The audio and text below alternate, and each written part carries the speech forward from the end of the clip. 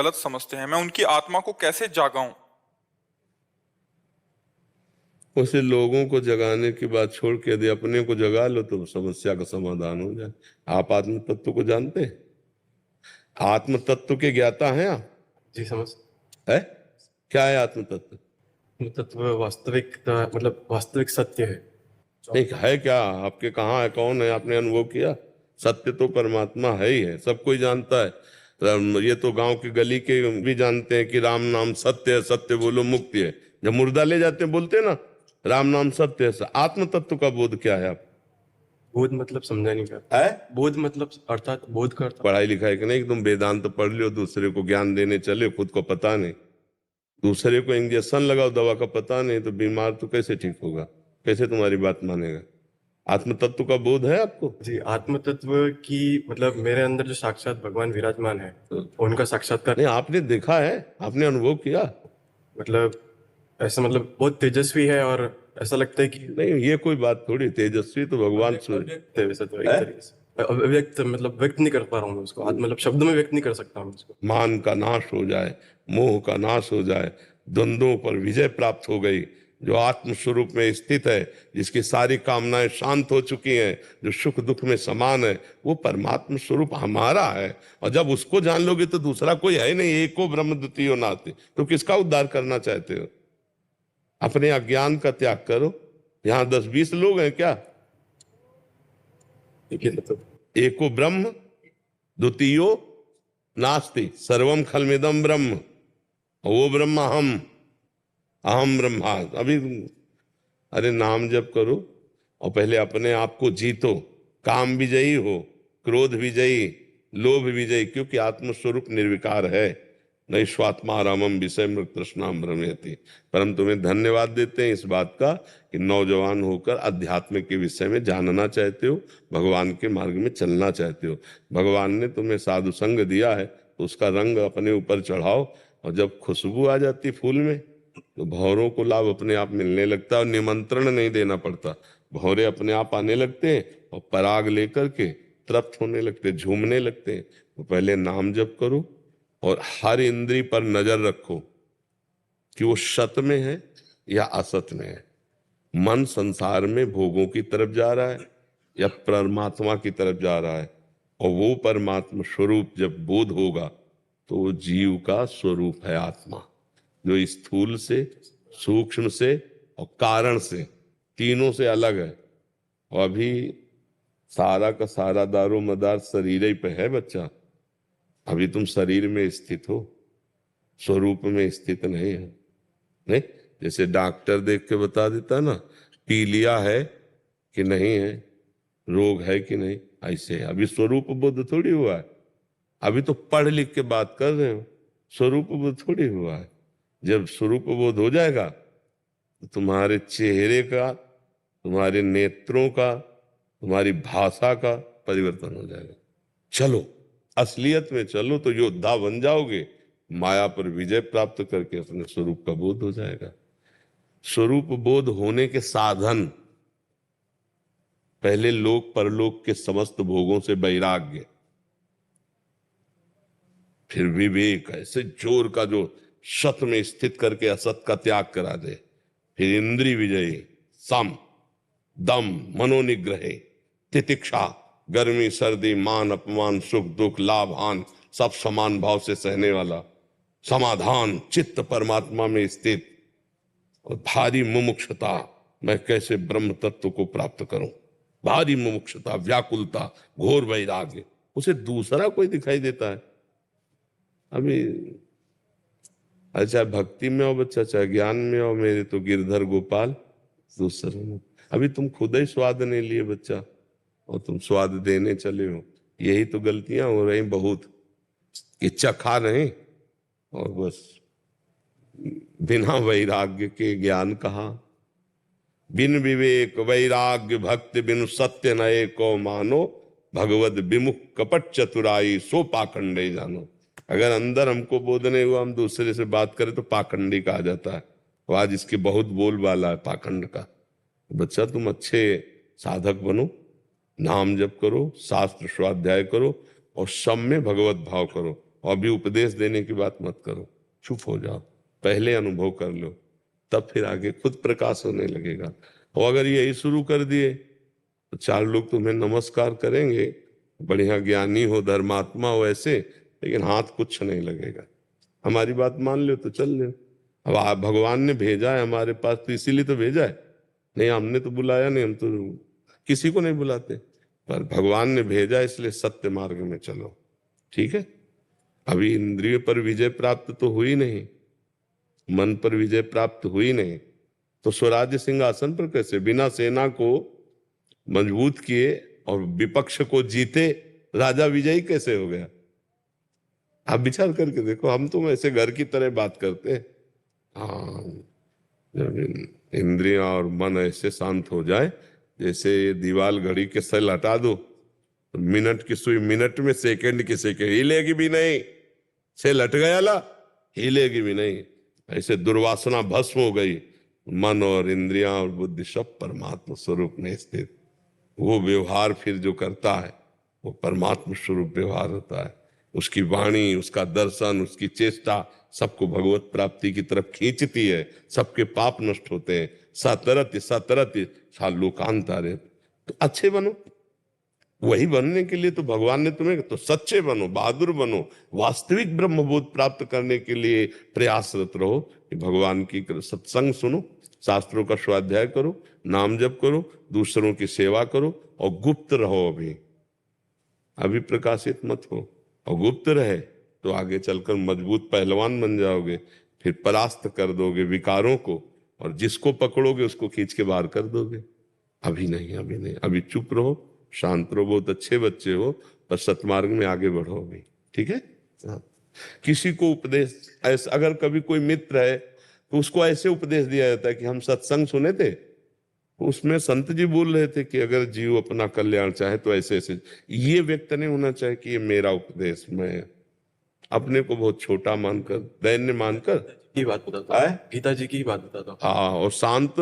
अभी मुझे लगता है कि इस रोग में मत फंसो, नहीं तो देहाभिमान पुष्ट हो जाता है कि मैं बहुत ज्ञानी हूं। बड़ा सूक्ष्म होता है। महान के लिए थोड़ा सहनशीलता चाहिए, और पहले थोड़े दिन गुप्त बनो। प्रजा हम कहते मत, जो जाना उसका स्वाद लो पहले। अब अपने लोग जैसे मात्र 10 वर्ष से शुरू होगा ये जो हुआ है, 11 वर्ष की अवस्था से वो पूरा जीवन, अब 55-60 की जो भी अवस्था बीच में जो हो, गुप्त रहे, किसी ने जाना नहीं कि कोई बाबा जी है भी। अब ये 10-5 साल से जब जाने का समय, किडनी फेल है, तो भगवान कह रहे दे दे, तो वो समाज सेवा में आ गए। नहीं, ये उद्देश्य कभी साधक को नहीं रहे, इसलिए बहुत आए, बहुत चीजें सीखा भी हूँ इसमें। आकर्षण बहुत जोर का माया कैसे, शिव विरंच का मोह को है बपुरान है, ज्ञानिनाम अपि चेतांस देवी भगवती हिसाब बलादा कृष्ण मोहाय महामाया प्रेक्षति। बड़े बड़े ज्ञानियों के चित्त में क्षोभ पैदा कर दे, बिना किसी महापुरुष के शरण में गए। गीता में भगवान ने कहा प्रणिपातेन प्रश्नया, प्रणिपात, महापुरुष की शरण में उनकी आज्ञा से साधन करते हुए। अभी तुम्हारे शरीर की कितनी अवस्था है? 21 वर्ष है 21। हाँ, तो अब सुखदेव जी थोड़ी कि 16 वर्ष में माँ के गर्भ ऐसे निकल के ब्रह्म ज्ञान प्राप्त कर। अभी साधन में लगो यार, साधना में लगो। गीता जी को कंठस्थ कर लिया? कंठस्थ नहीं आती है, कंठस्थ नहीं आती। हमका ठीक है। गीता जी कम से कम जिस विषय में लगो उसके मर्मज्ञ बनो। गीता जी को कंठस्थ करो, रोज पूरी गीता का पाठ करो, और गीता में जो भाव है उसको अपने जीवन में उतारो, फिर दूसरों को दे। पहले हम तो छक ले। आजकल क्या होता है, भोजन बनाने की प्रक्रिया याद कर ली और दूसरों को भोजन बनाने का उपदेश करें, तो पहले एक बार भोजन जैसी प्रक्रिया पढ़ी ना, वैसा बना के खा के और फिर स्वाद युक्त बोलो, तब बढ़िया बात रहेगी। और आजकल ऐसे ही होता है, शास्त्र पढ़ लियो, प्रवचन कर रहे, और उसका जो लाभ है वो लाभ नहीं मिल पाता। बहुत गंभीर रहो, दैन्य रहो। और गीता का उपदेश है सब में भगवान को देखना। तो उपदेश किसको देते हैं? मतलब जैसे वो एक तरीके से अपनी आत्मा को जानते ही नहीं सामने वाले, और नहीं जानते, आप ही नहीं जानते हो। अरे वो आपकी आत्म तत्व है, आपको जानना है। आप उन्हें अज्ञानी देख रहे हो तो आप गलत देख रहे हो। आपका दृश्य सही नहीं है, जो देखने की प्रक्रिया वो सही नहीं है। उससे वो गलत काम कर रहे हैं अनजाने में। तो आप गलत देख रहे हो ना। त्रिगुण माया के तीन खेल हो रहे हैं और वो परमात्मा कर रहा है, आप परमात्मा देख रहे हो। मत्ता परतरम नान्यत् किंचित् अस्ति धनंजय, इसी श्लोक को पढ़ा है नहीं, गीता बात। पढ़ी है पर मुझे ये श्लोक याद नहीं। विद्या विनय संपन्ने ब्राह्मणे गविहस्तनी स्वनिचय सुपाके चा पंडिता समदर्शिना, याद है ये श्लोक? ये जानते हो? श्लोक याद नहीं मैंने। अरे कुछ नहीं याद है तुम्हें? का काम बताया, अखाड़े में नहीं कूदे अभी अभी किसी फकीर की अरे बच्चा, गुरु मेहरबाल तो चेला पहलवाल पूरी जिंदगी व्यतीत हो जाती है। भगवान जब कृपा करते तब इस रहस्य को नाम जप करो, शास्त्र स्वाध्याय करो, सत्संग सुनो जी। सोनिया जी पानीपत से। राधा वल्लभ श्री हरिवंश। श्री हरिवंश महाराज जी। महाराज जी, 3 गुणों में सतोगुण भजन में सहायक है, तो क्या हम सतोगुण को प्रयत्न पूर्वक ज्यादा कर सकते हैं क्या? करना ही चाहिए। सतोगुणी जल, सतोगुणी भोजन, सतोगुणी दृश्य, सतोगुणी चिंतन, तो हमारा भाव बढ़िया बनता रहेगा। अगर हमारा दृश्य जैसे मोबाइल में गंदी बातें देखना, प्रपंच देखना, तो गंदी बातें देखना तमोगुण, प्रपंच देखना रजोगुण। अगर मोबाइल से हम सत्संग सुन रहे हैं तो रज और सत मिश्रित, रजगुण, रजोगुण और सत मिश्रित। तो हम अगर अधिक से अधिक सतोगुण संग्रह करें तो हमारा भजन भाव बढ़ेगा। फिर सतोगुण में ही नहीं टिके रहना, गुणातीत होना किसका प्रश्न है? हाँ, सतोगुण से भी ऊपर उठना है। भगवत प्राप्ति गुणातीत को होती है, त्रिगुण के अंतर्गत नहीं। सतोगुण थोड़ा बढ़ेगा, रजोगुण दबा करके तमोगुण बढ़ा सकता है। हर समय गुणों का हमें गुणातीत होना है, इसलिए निरंतर नाम जप करना है। सहायक सतोगुण है तो सात्विक भोजन, सात्विक वातावरण, सात्विक ग्रंथ, सात्विक बोलना, सात्विक चेष्टाएं, तो ये सब होता है। अब जैसे कुएं का जल है, बड़ा सात्विक है। अब जैसे घर का रोटी दाल बना के भगवान को अर्पित करना सात्विक है। होटल का रोटी दाल रजोगुणी है। और फिर ये जो और केक वेक ये सब ऐसे, ये सब तमोगुणी है। तो अगर हम रजोगुणी तमोगुणी भोजन करेंगे तो भजन नहीं होगा, विचार हमारे रजोगुणी और तमोगुणी होंगे, भगवान की प्राप्ति में बाधा हो जाएगी। तो हमें चाहिए सतोगुण का संग्रह करें, पर गुण में टिके नहीं रहना। हमें भजन बल रखना है कि गुणातीत होना है, तीनों गुणों से परे होना है। भगवान त्रिगुणातीत हैं और तीनों गुणों से ये सब आकार दिखाई दे रहे हैं, मायाकृत है। थोड़ा सहयोगी सतोगुण है, पर सतोगुण भगवान की प्राप्ति ही हो जाएगी, इससे नहीं। गुणातीत होने पर भगवान की प्राप्ति होगी। सतोगुण में भी बंधन है, दया आदि बंधन है, ममता आदि बंधन है। तो सतोगुण का भी गुणातीत स्थिति में भगवान गुणातीत है। भगवान कह रहे हैं त्रैगुण विषयावेदा निस्त्रैगुण्य भवार्जुन। 3 गुणों का वर्णन वेद करते, तुम वेदातीत त्रिगुणातीत अवस्था को प्राप्त करो।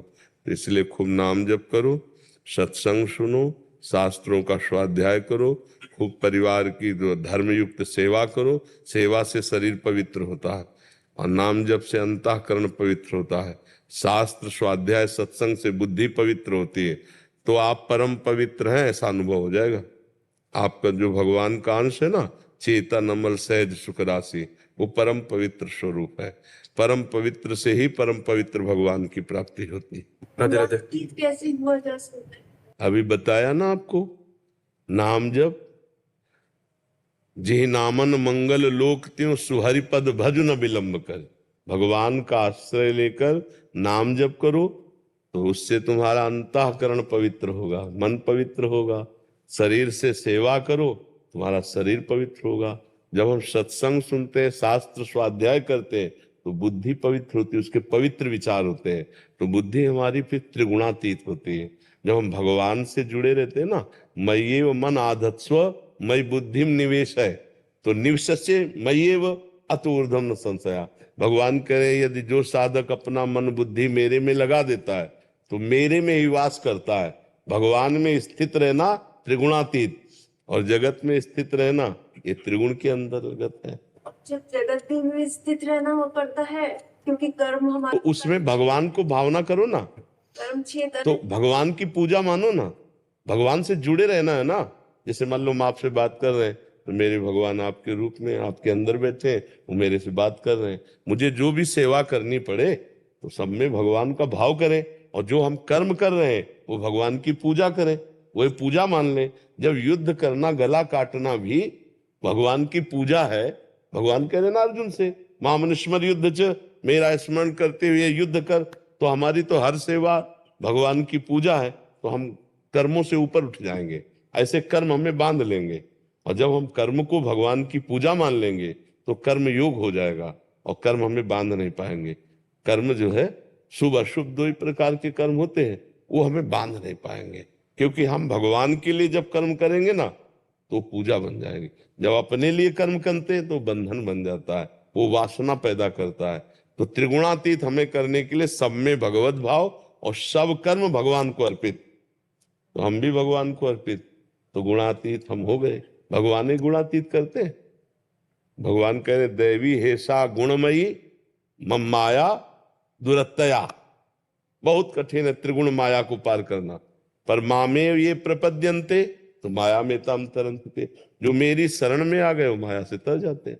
भगवान के शरण में होकर भगवान का नाम जप करते हुए भगवान के लिए सारे कर्तव्य कर्म करो, तो संसार में रहते हुए भी आप योगी हैं।